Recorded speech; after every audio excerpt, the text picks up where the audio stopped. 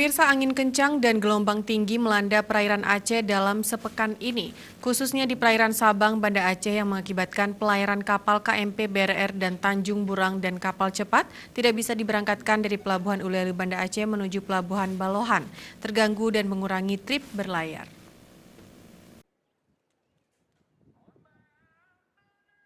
Berdasarkan pantauan tim liputan Aceh TV Selasa pagi di Pelabuhan Ulelu Banda Aceh, antrian kendaraan, mobil pribadi dan mobil barang sembako di Pelabuhan Ulelu sangat banyak yang ingin diberangkatkan ke Pulau Sabang.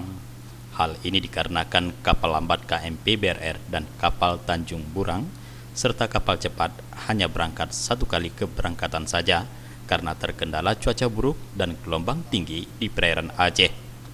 Menurut Kapten Kapal KMP BRR Muhammad Nur, cuaca buruk melanda perairan Aceh di mana angin kencang dan gelombang tinggi mencapai 2,5 meter hingga 3 meter.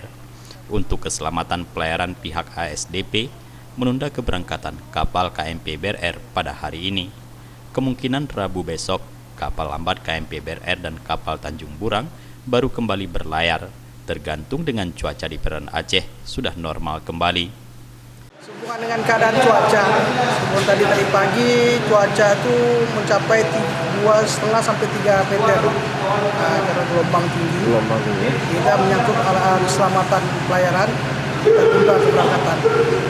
Kemungkinan nih kebiasaannya jam berapa saja nih kayak BRR di belayar ya Pak? Belayarnya kita kalau jadwalnya kita 3 trip dari jam 7:30 dari Pelabuhan Balohan. Tadi 10:30 sebenarnya akan berangkat dari Pelabuhan Ulele.